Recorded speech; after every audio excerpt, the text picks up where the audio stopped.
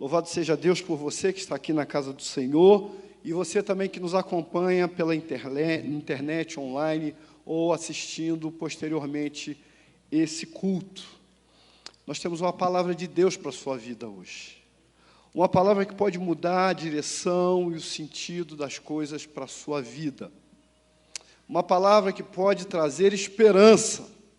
Pastor Avison falou aqui, ainda há pouco, há muita desesperança hoje. Estamos vivendo um século, um tempo, um ano de total desesperança, de medo, de angústia, de pavor, de falta de segurança. E Deus é quem pode trazer para nós de volta a segurança.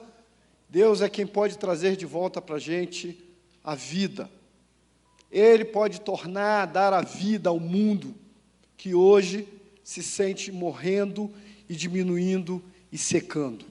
Economicamente, socialmente, espiritualmente, moralmente e até fisicamente. Então, eu quero meditar numa palavra com você. Pode colocar, meu irmão. A palavra de Deus, você pode abrir a sua Bíblia, está no livro de Marcos, capítulo 5, de 21 a 43. Mas a gente vai dar um salto aqui, porque esse capítulo é muito interessante.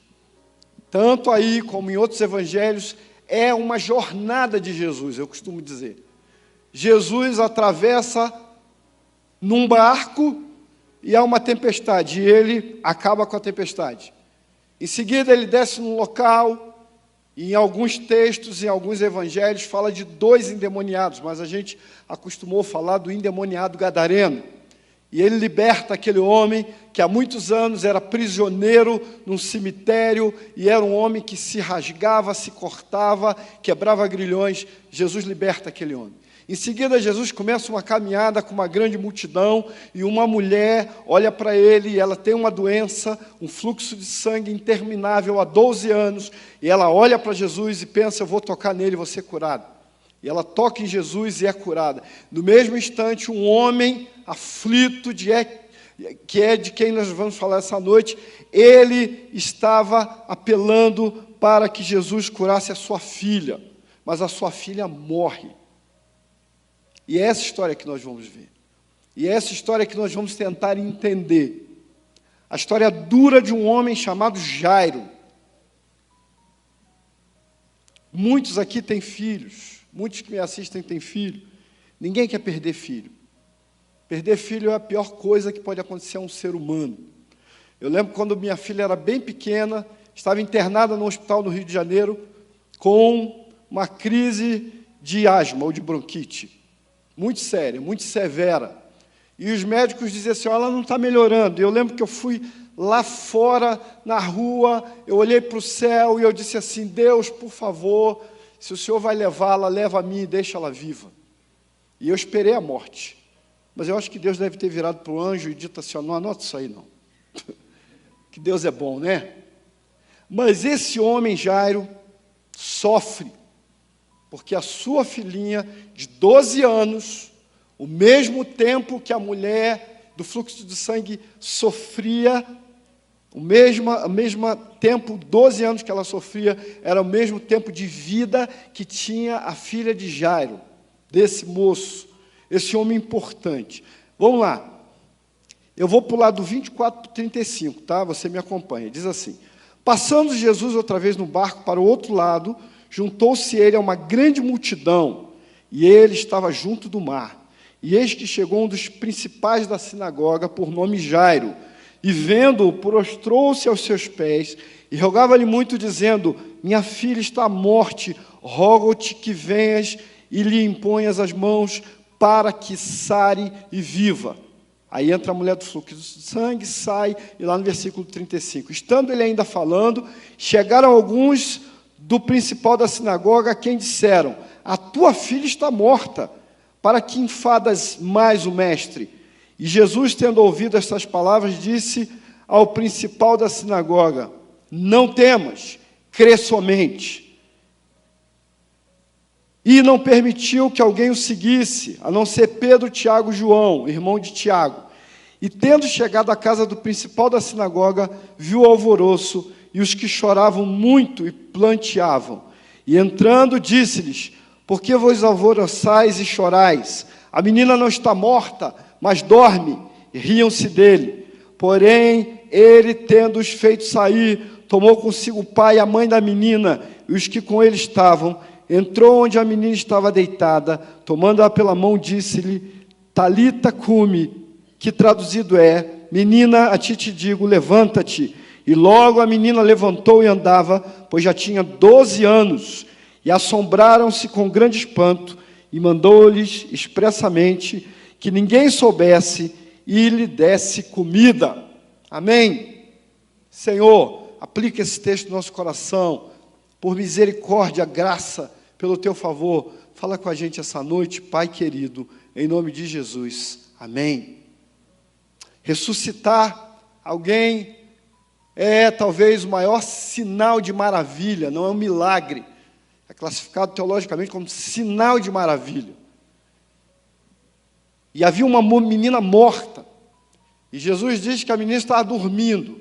Aliás, ele tinha essa mania, ele já tinha dito isso também do amigo Lázaro. Ele chega a pranto, 4 dias que Lázaro está morto, e ele diz assim: meu amigo Lázaro está dormindo, eu vim acordá-lo. Se você for ler a história de como Lázaro ressuscitou, você vai ver que Jesus disse exatamente isso, que ele era o amigo que estava dormindo. E os homens riram dele, acharam graça dele dizer aquilo. Não podiam compreender o que ele estava dizendo, e nós vamos tentar compreender essa noite. Fato é que eu peguei algumas verdades para o nosso tempo na conversa que Jesus tem com esse moço Jairo. Há um diálogo entre ele e Jairo. Há todo um contexto dessa situação. Pense o coração de um pai aflito. Vai lá, cura minha filha. Ele sabia, ele era um principal da sinagoga. Sabe o que isso representava? Que ele podia sofrer perseguição e retaliação por procurar Jesus. A Bíblia fala de um homem chamado Nicodemos, rico, e a Bíblia diz que esse homem, à noite, procurou Jesus. Sabe por quê? Porque ele era rico e tinha vergonha que soubessem que ele foi procurar Jesus. E agora, por motivos religiosos, esse moço Jairo, que se destacou na sua sinagoga, ele não era remunerado para isso, mas ele se destacou como fariseu, como conhecedor da lei, e agora ele era o líder da sinagoga, mas ele vem diante de Jesus, ele se prostra diante de Jesus, no meio do povo, e ele diz: por favor, cura minha filha, ela está enferma e você pode curá-la. Ele não teve vergonha, ele se humilhou diante de Jesus, ele pediu ajuda, e aí chega a mulher samaritana, que eu estou zangado com ela, não quero falar dela, porque ela atrapalha o sujeito, ela não, sabe, ela arrumou um problema ali, o menino estava com pressa, e ele pediu primeiro. Eu acho, pastor Avison, que essa mulher do fluxo de sangue, não samaritana, essa mulher do fluxo de sangue, eu acho que ela era carioca, porque ela furou a fila. Ela furou a fila, gente, do cara. Ela entrou lá, ela deu um jeito de tocar em Jesus, saiu virtude. Pensa a confusão. Toda vez que eu leio esse texto, irmã Sueli, eu imagino uma feira. Aquele povo todo da feira, né? Lembra? Vocês lembram que existia a feira antigamente, né? A feira, aquele tumulto todo, aquele monte de gente. Viu, pastor Hermes? E aí, aquele movimento todo. E a mulher toca em Jesus, e Jesus diz: saiu de mim virtude. E aí, gasta-se um tempo ali. E aí chegam os pregoeiros de mais notícia. Só gente boa que andava com Jairo. Primeiro, os amigos que chegam e dizem para ele: ó, sua filha já morreu. Para de incomodar o mestre. Já era, cara, acabou. Não tem mais jeito. E quando Jesus chega na casa dele, tem um povo lá, eram chamados carpideiras ou carpideiros. Eram pessoas que ganhavam dinheiro para chorar e gritar no enterro. Que coisa doida, que cultura, né? Já não basta que a gente chora de verdade, eles ainda pagavam para alguns chorarem mais alto e prantearem por alguém que morreu. E chega lá, esse povo que era pago para chorar, ri. Como é que pode? Eles eram pagos para chorar pela menina que morreu. Quando Jesus diz que a menina está dormindo, eles riem de Jesus. Então o choro deles era alguma coisa assim, bem falseada, bem sem graça, bem fake news mesmo, né? Porque riram, acharam graça. E aí, lendo esse texto, meditando sobre esse texto, eu procurei algumas coisas que são verdades para o nosso tempo e que Jesus fala para esse moço. Primeiro, nós estamos vivendo um tempo... Opa, é sempre assim. Isso que é o mais divertido. Não passa. Tá ligado? Tá ligado aqui. Agora vai. Opa, pagou. Nós estamos vivendo um tempo, queridos, de medo. Um tempo de medo absolutamente. Se eu perguntar, eu não vou perguntar porque sou legal, alguns vão ter coragem de levantar a mão, outros não vão levantar porque vão ficar com medo. Mas perguntar quem teve medo de Covid? Quem teve medo de perder alguém querido? Quem teve medo da morte? Quem está vivendo com medo do futuro? Medo de perder ou de se separar de pessoas amadas, medo do desemprego, medo de adoecer de outras doenças. Eu lembro que há uns 2 ou 3 meses atrás surgiu uma doença estranha lá na Ásia. O pessoal saía para pescar, voltava cheio de ferida, e aí o pessoal disse, isso vai se espalhar pelo mundo também. E todo mundo ficou apavorado. Medo. Nós estamos vivendo um tempo de medo. E Jairo, quando procura Jesus, estava com medo. Ele tinha medo exatamente do que aconteceu de perder sua filha, de sua filha morrer. E ele procura Jesus e se lança aos pés de Jesus porque ele estava com medo. E nós estamos vivendo um tempo de medo, uma angústia no mundo. Há um pavor, há um medo de quem tem comércio, há um medo de quem tem empresa, há um medo de economistas pelo futuro, há um medo plantado hoje na face da terra, há um medo das mutações do vírus, há um medo de que outras pandemias podem tomar o mundo, há um verdadeiro terror espalhado na face da terra, não é timidez, é medo. Medo. E diante do medo, Jesus diz para esse moço alguma coisa preciosa, que é e não foi. Foi agora. Jesus convida Jairo e a você a não ter medo. Jesus diz para ele simplesmente, não temas, não tenha medo. Lembra quando Deus fala na sua palavra sobre não temer, sobre não ter medo? Deus deixa claro a Josué, não temas, eu sou contigo. Quando Jesus diz não temas, não é uma frase de efeito, mas ele está dizendo, eu vou estar com você. Eu tive Covid, quase não tive sintomas, mas quando eu soube que era positivo, a única oração que eu fiz no meu coração é, Senhor, se eu tiver que passar por hospital, pela rotina, e até que eu tenha que morrer, sê Tu comigo. Esteja o Senhor do meu lado. Foi o meu pedido. E esse deve ser o pedido de cada um de nós. Não temas, não tenha medo, fique do meu lado, não fique apavorado, eu estarei convosco todos os dias, até a consumação dos séculos. Há uma promessa da presença de Deus, dele estar presente com você, dele estar do seu lado todo o tempo. Há uma história real de um menino muito dedicado à escola bíblica dominical da sua igreja. Ele amava as aulas, ele amava a sua professora, e ele todo domingo estava lá dedicado, e ele sofre um terrível acidente que envolveu vários carros.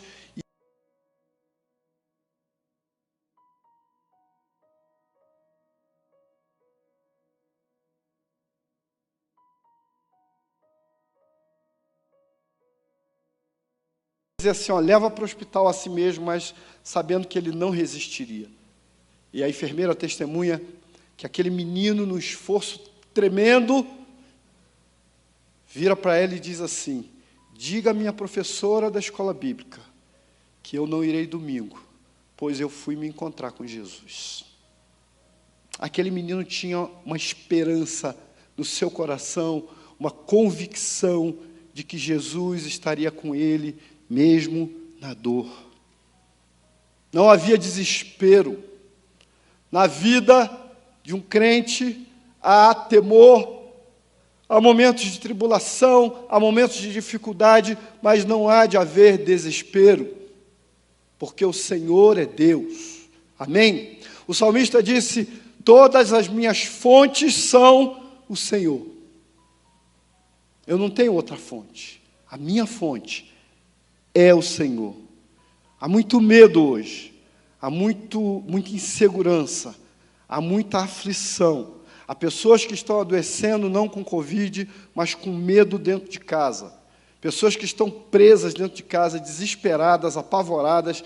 Pessoas que se apavoram todo o tempo e elas têm uma aflição e um terror tremendo da possibilidade de contrair a doença.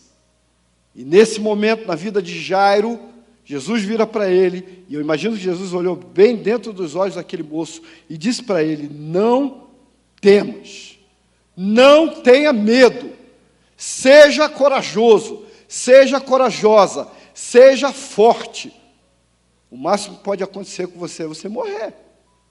Mas se você é de Jesus, você vai para o céu. Está no lucro. Eu tinha um pastor que era assim, a gente ia sair para evangelizar, meninos de rua, pastor Herbin, lá em Caxias, imagina, né? Menino de rua bravo demais. E ele reunia a gente e ele dizia assim, gente, o máximo que pode acontecer é você morrer. Então, se você morrer, você é crente, você está no lucro. Ou você não tem esperança em relação à sua vida pós-morte. Hoje à tarde, enquanto eu meditava sobre essa pregação e li algumas coisas, quando eu li sobre ressuscitar, ou ressurreição, ou ressuscitação, sobre a nossa ressurreição com Cristo, irmãos, eu chorei literalmente.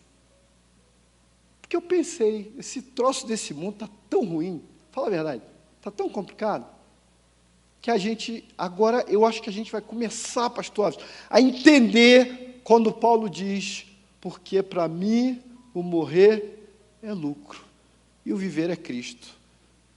É lucro. Porque quem morre está com o Senhor. Aqueles que creem, que o receberam, que plantaram Jesus no seu coração, que o amaram, que seguiram o Senhor, que creram no seu nome, a Bíblia diz que eles receberam um poder, e esse poder é de serem chamados filhos de Deus. Então, a primeira palavra que Jesus diz para esse moço aflito, esse pai sofrido com a perda da filha, com a iminência de perdê-la, é: não tenha medo, não temas. Mas ele diz uma segunda coisa para esse moço muito interessante, que é, assim que trocar, não trocou? Não foi.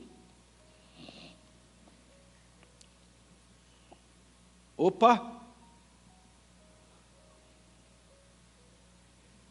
Tem que voltar. Isso. Aí. Uma outra coisa.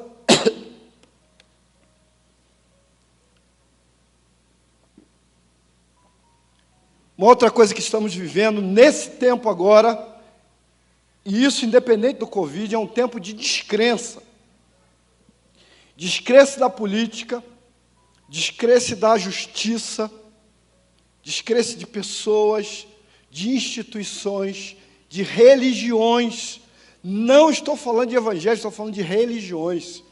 Eu li, pastor Wavison, essa semana passada, uma reportagem, eu acho que feito pelo jornalismo da UFRJ do Rio de Janeiro, sobre abandono de religiões. Pessoas estão abandonando as religiões depois do Covid. Abandonando. E lá, além de falar de uma pastora que diz que as pessoas acabam não tendo fidelidade no culto online, estava falando de um pai de santo, de um terreiro de Umbanda, que disse que os fiéis dele simplesmente desapareceram. Então, há um desapego das pessoas que são religiosas à religião, não de crentes fiéis, mas há um desinteresse nas instituições, na política e até em si mesmo. As pessoas estão sem esperança e vivendo em descrença. Há uma descrença com as instituições civis, com as autoridades. Ninguém acredita. Há uma verdadeira Babel, irmãos. Quem aqui? Eu, às vezes, olho o Facebook, eu fico horrorizado e saio logo. Há uma descrença, há um bate-boca, há um fala mal do outro fala mal de um critica o outro, aí um critica o crente, aí o crente critica o não crente, aí o ex-crente, o pior de tudo são os ex-crentes. Os caras falam tudo de igreja, não porque, não sei quem, e gente que dá ibope para esse povo, cara. Na grande maioria é gente que não tem o que fazer, porque fica o tempo todo na internet. Imagina, é mais ou menos assim, pastor, os caras, eles criticam o pastor, porque o pastor pega o dízimo, e eles recebem lá no seu Patreon, no seu canal, dinheiro seu, porque você dá audiência para ele. Então, há uma confusão na internet política, religiosa, sabe? Há um tumulto verdadeiro e uma descrença. E aí, em quem você vai crer? Em qual político você vai acreditar? Seu pensamento vagueia, toma vacina ou não toma vacina. A vacina mata, a vacina cura, a vacina é boa, a vacina é ruim. O Dória obriga a vacina. O Supremo diz que tem que tomar vacina. Não toma vacina, toma vacina. A sua cabeça enlouquece com um negócio desse. São centenas de opiniões divergentes, gente. É muita coisa. Isso me lembra, quando eu era jovem, me chamaram para debater uma vez sobre doação de órgãos. Aí eu fui, me chamaram lá, eu fui. Tá bom. Aí quando chegou lá, me levaram para a salinha, e aí falaram comigo, ó, o negócio é o seguinte, você vai ter que falar que não pode doar órgão. Porque imagina, um crente receber o coração de um ladrão, ou o rim de um assaltante, né? Gente, eu falei, eu não vou participar do negócio desse. Complicado, sabe? Paulo orientou Timóteo que evitasse as loucas genealogias, os debates sem fim. Gente fala demais. Ore, porque o conselho de Jesus para Jairo nesse ponto também é que ele creia no nome de Jesus. Vamos lá. Ih, não foi. Eu acho que aqui desliga, porque eu demoro, né? Jesus convida você a crer. Então, primeiro, não tenha medo. Segundo, creia somente. Creia em quem? Em Jesus. Creia em quem? Na palavra de Deus. Creia em quê? Nas promessas de Deus. Creia que Ele é contigo. Creia que Ele te sustenta. Creia que há uma vida eterna. Creia que você não vai morrer e ficar jogado, porque há uma vida após essa vida. E essa vida é com Deus. Deus está convidando você a crer nisso. Lembro de um hino que diz, porque Ele vive, posso crer no amanhã. Porque Ele vive, eu posso crer no amanhã. Se Jesus vive, eu vivo. Se Jesus ressuscitou, eu ressuscito. Se Jesus reina em glória, eu reinarei com Ele. Isso é promessa da palavra de Deus, irmão. Então, não temas, crê somente. Crê, Ele te convida a crer, a acreditar. Há algo melhor em Deus do que tudo que você tem nessa vida. Eles podem proibir igreja, podem proibir culto, podem proibir você de sair de casa, podem obrigar você a usar máscara, eles podem obrigar você a ser vacinado, mas ninguém pode tirar o que você tem dentro do seu coração. Ninguém tirará Jesus de dentro de você. Se você crê em Jesus, amado, se você recebeu Jesus, essa marca não sai. Jesus está no seu coração. Jesus é Deus e Ele ama você. E você tem um relacionamento profundo com Ele. Isso não pode ser mexido nunca. Não tem como alterar alguém que recebeu Jesus no seu coração e que crê no amanhã. Entenda isso. Creia nisso. Exerça a sua fé. Você que me vê, que é membro dessa igreja, que não vem há mais de um ano por causa... Venha ao culto.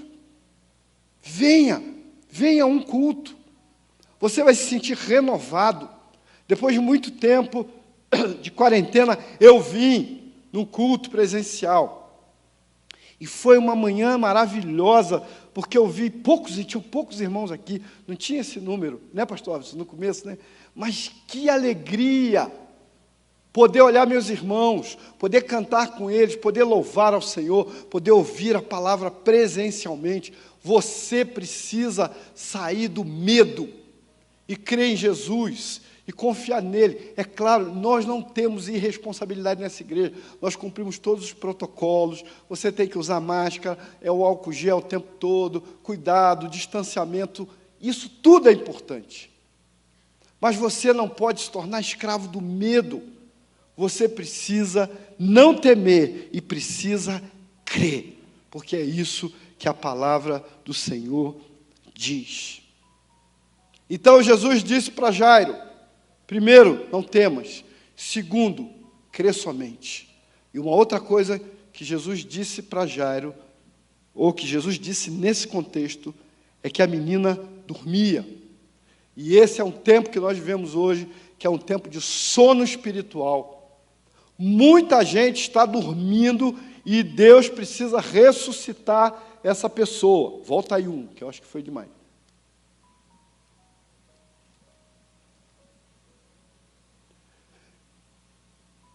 Há uma verdadeira apostasia hoje com relação à fé cristã.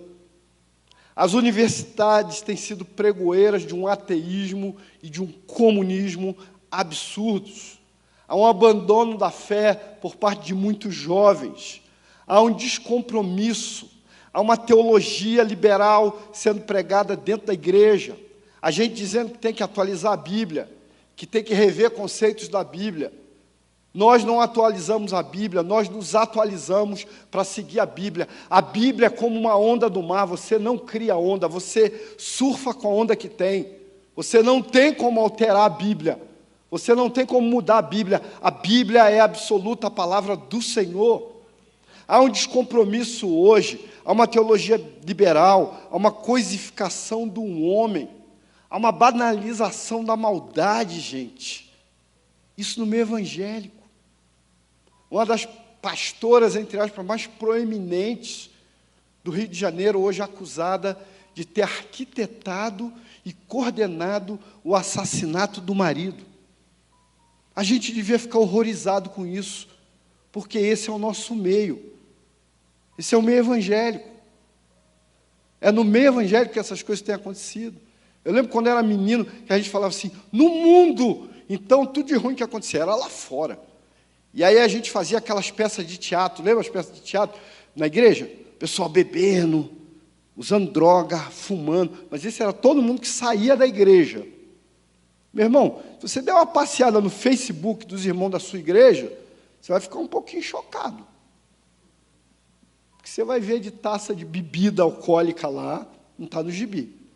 O que você vai ver de gente usando roupas sensuais, também não está no script.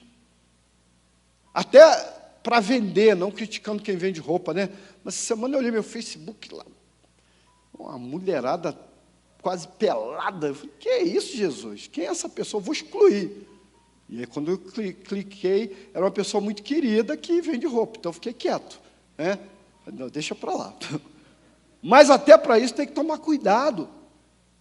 E a gente está vivendo isso, há uma banalização. É um tempo que as pessoas dormem. Jesus disse para aquela menina, Talita cume a ti, te digo, levanta-te. Ele deu uma ordem para que aquela moça acordasse, e é preciso que a gente acorde hoje. Jesus está voltando em breve, meu irmão. Quer que eu fale a verdade para você? Não vai melhorar. Talvez dê uma melhorada um tempo, mas não vai melhorar efetivamente.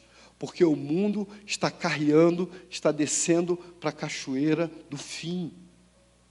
Nós estamos vivendo o tempo do fim. Esse é o tempo em que se começa a ver a tribulação apertar e crescer. E para viver isso, você precisa viver na presença de Deus. E Deus precisa ser mais do que o culto de domingo. E por que tanta gente se afastando da igreja? Porque só tinha de alimento aquele culto de domingo, domingueiro que a gente diz, né? Como católico, todo domingo vinha. Ouvi um pastor dizer uma vez assim: se você for pregar, leia o texto. E se o texto for grande, leia todo o texto. E aí ele diz assim: por quê? Primeiro, que se o seu sermão for ruim, pelo menos o pessoal leu a Bíblia.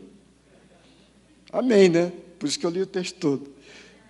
E segundo, talvez, irmão, seja o único momento em que aquelas pessoas vão ter leitura da Bíblia naquela semana. É verdade. Então, o cara ficava com fome espiritual a semana toda, mas domingo ele vem para cá, e aí lê a Bíblia, e aí ora, tá certo? Orou, leu a Bíblia, se alimentou um pouquinho. Então, ele está em coma, mas não morre, porque ele vem, pelo menos domingo ele vem comer um pouquinho. E aí veio a pandemia, e aí tem o culto online, né? Amém, o culto online é uma benção, mas não é a mesma coisa, é. O gato pula em cima do seu notebook, ou só em cima do meu? O gato pula, irmão, né? O vizinho dá um grito lá fora, né? Eu gosto quando o pastor Sebastião fala assim: aí na sua casa, fique em pé e tal, porque na verdade é uma comunicação rápida e às vezes complicada, né? O sinal cai. Quem já passou por isso aqui? Você está doido para assistir o culto, para prestar o culto online da Alameda e está sem sinal. Faltou luz. Teve um dia que faltou luz, eu lembro disso. Faltou luz só no bigorrilho. Eu falei: sabotador ateu, só pode. Só faltar luz aqui, cara. Então, o sujeito não se alimentou e ele acaba se afastando de Deus por causa disso. Porque ele se afasta da palavra. Ah, faz diferença, igreja? Muita. A fé vem como? A fé vem pelo ouvir e ouvir a palavra de Deus. E aí, rapaz, eu tenho visto assim, um monte de crente seguindo cabala. Imagina isso. Tomara que um esteja me ouvindo cabala. Cabala é feitiçaria judaica, meu irmão. Para com esse negócio. Não, a cabala, porque a cabala tem resposta, porque eu estou seguindo a cabala. Um monte de gente seguindo tratamentos que não têm comprovação científica e que, na sua grande maioria, são feitiçaria.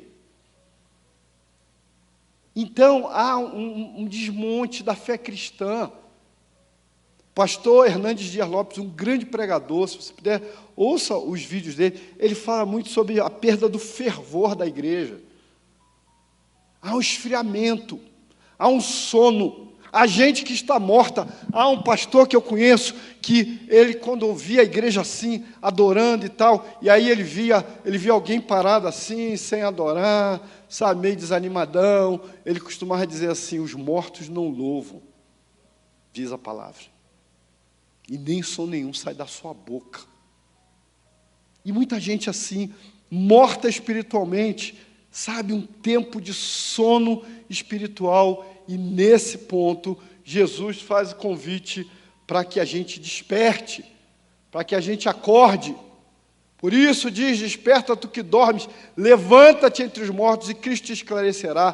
Portanto, vede prudentemente como andais, não como nécios, mas como sábios, remindo o tempo, porquanto os dias são maus. Jesus convida você a despertar para a vida. Minha irmã me mandou essa mensagem hoje de manhã, eu gostei muito.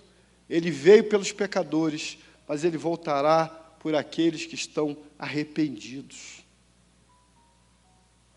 Será que você está conseguindo decifrar essa coisa do Covid como algo espiritual? Você consegue perceber?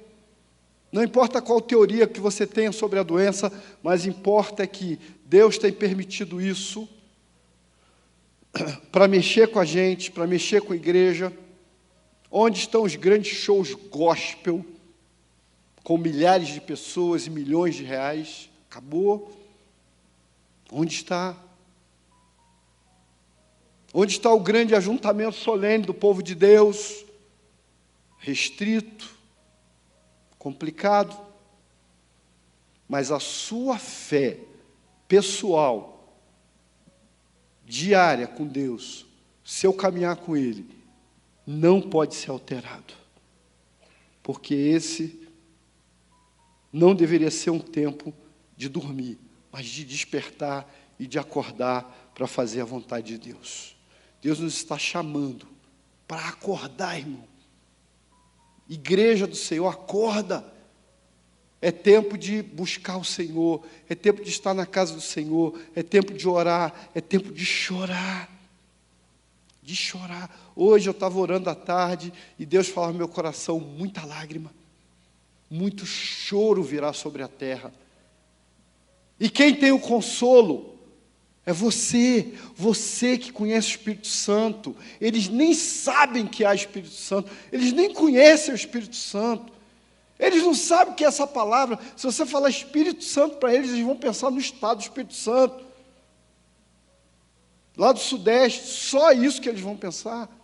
Mas você conhece o Consolador. Você conhece aquele que intercede por nós com gemidos inexprimíveis. E você precisa levar até essa gente a esperança que há em Cristo Jesus. E acordá-las, mas para isso é preciso que você precise estar acordado também. Eu participei de um acampamento que, não posso falar muito, porque tem uns segredos lá nesse acampamento, mas aí tinha um personagem lá que se chamava Igreja. O Igreja está sempre dormindo. O Igreja é um cara que só fica dormindo o tempo todo. A igreja precisa acordar. Nós não somos banco, nós não somos templo, nós não somos câmera, nós não somos edição de vídeo, instrumental, nós somos muito mais do que isso. Nós somos o corpo de Cristo, nós fazemos parte dele. A nossa vida é presença de Deus no meio da sociedade. Então é preciso que a gente acorde, que a gente levante. E por fim, vamos lá, agora vai. Opa! Há um tempo de, está aí, é aí mesmo. Há um tempo de desesperança. Há uma falta de esperança. 190 e poucas mil mortes hoje, até hoje, só no Brasil. Milhões de pessoas morrendo. E aí, para onde foram todas essas pessoas? Você já pensou nisso? Que expectativa há no coração de alguém que perdeu o pai, a mãe, alguém que perdeu um filho, alguém que perdeu um irmão? Desesperança. Morte. Eternidade. O que será o amanhã? O que nos aguarda? E onde estão os amados que se foram? Há uma desesperança na morte de pessoas amadas. Mas para a gente que serve ao Senhor, a coisa não é assim. Porque Jesus disse, lá no episódio em que ele ressuscitou Lázaro, ele disse, eu sou a ressurreição e a vida, quem crê em mim, ainda que esteja morto, viverá. Você que me vê pela internet, tem desesperança com relação a pessoas que você perdeu. A única expectativa de encontrar essas pessoas no Senhor é se você também receber Jesus como elas, se elas tinham Jesus. Há uma história de um garotinho que perguntou para a mãe: mamãe, o que é a morte? E aí a mãe ficou calada, não quis responder, né? Às vezes as crianças fazem umas perguntas que acabam com a gente, né? E a mãe não falou nada. E disse: depois a mamãe fala. E ela orou e ela pensou. E à noite ela chama o filho e diz assim: filhinho, você fez uma pergunta para a mãe, né? O que é a morte?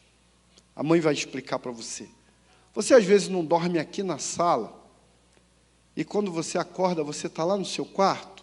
E ele disse: mamãe, por que você acorda lá no seu quarto? Não sei, mamãe. E ela falou: filho, você acorda no seu quarto porque o papai pega você no colo e leva você amorosamente, coloca você na sua caminha. E quando você acorda, você está no seu lugar de descanso. A morte é quando você dorme aqui na terra e Jesus pega você carinhosamente e leva você para a casa dele, que também é o lugar do seu descanso. Que história linda é essa? Porque é exatamente isso, que nós possamos ter esperanças na ressurreição. O apóstolo Paulo disse lá em 1 Tessalonicenses, capítulo 4, 13, o seguinte: não queremos, irmãos, que sejais ignorantes quanto ou com respeito aos que dormem, para não vos entristecerdes como os demais, que não têm esperança. Pois se cremos que Jesus morreu e ressuscitou, assim também Deus, mediante Jesus, trará juntamente em sua companhia os que dormem. Ora, ainda vos declaramos por palavra do Senhor, isto nós os vivos que ficarmos até a vinda do Senhor, de modo algum precederemos os que dormem. Porquanto o Senhor mesmo, dada a sua palavra de ordem, ouvido a voz do arcanjo e ressoada a trombeta de Deus, descerá dos céus e os mortos em Cristo ressuscitarão primeiro. Depois, nós, os vivos, os que ficarmos, seremos arrebatados juntamente com Ele, entre nuvens, para o encontro do Senhor nos ares. E assim estaremos para sempre com o Senhor. Consolai-vos, pois, uns aos outros com estas palavras. E diz mais: irmãos, relativamente aos tempos e épocas, não há necessidade de que eu vos escreva, pois vós mesmos estáis inteiramente com precisão de que o dia do Senhor vem como ladrão da noite. Não ignore aqueles que dormem no Senhor. Morreram muitos crentes, morreram alguns pastores. Glória a Deus. Todos estão com o Senhor. E quando tocar a trombeta e houver arrebatamento, se você estiver vivo, eles vão subir primeiro. Então fique atento, se você passar perto do cemitério, começar a tremer tudo e sair gente de túmulo, está acontecendo. Porque a promessa de Deus é essa. Jesus ressuscitou Lázaro, Jesus ressuscitou o filho da viúva de Naim, Jesus ressuscitou a menina filha de Jairo, mas não foi só isso, irmãos. Todos nós seremos ressuscitados. Ninguém morre e fica para ser comido da terra igual cachorro. Não creia nessa bobagem de evolução, que a sua alma vai evoluir, que você vai ficar por aí feito alma penada. Não é isso.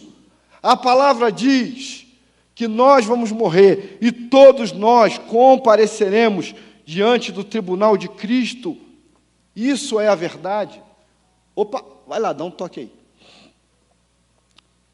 Eu sou a ressurreição e a vida. Quem crê em mim, ainda que esteja morto, ressuscitará ou viverá. Promessa de Deus. Suas promessas não falham. Ele não mente. Você vai dormir como o garotinho e você vai acordar. E vai estar diante do Senhor. E essa é a gloriosa promessa de Deus. Cristo em nós, esperança da glória. Isso aqui é nada. Covid é nada. O Covid não pode afastar você do amor de Deus. Você precisa crer em Jesus, crer na sua palavra, crer na sua redenção, crer que você ressuscitará com Cristo um dia. E aí você diz assim: eu não sei para onde eu vou, Então essa noite é a noite para você, de fato, entregar a sua vida a Jesus. Tanto você que está aqui, como você que me vê pela internet, você precisa entregar a sua vida a Jesus. Sabe por quê, amado? Eu vou dizer uma coisa para você. Talvez você possa morrer de Covid. Talvez até eu que estou pregando possa morrer de Covid ou de qualquer outra coisa, porque não há garantia de eu ter tido e não ter de novo. Mas uma coisa eu tenho certeza, todo mundo que está me vendo e todo mundo que está aqui vai morrer. Se não morrer agora, vai morrer um dia. E quando você morrer? E se você enfrentar o Covid, superar e morrer daqui a 10, 20, 30 anos, ou daqui a uma semana, ou daqui a um dia, daqui a algumas horas? A pergunta, que é estampada em vários carros lá no Rio de Janeiro: onde você passará a eternidade? Com quem você passará a eternidade? Você precisa pensar nisso.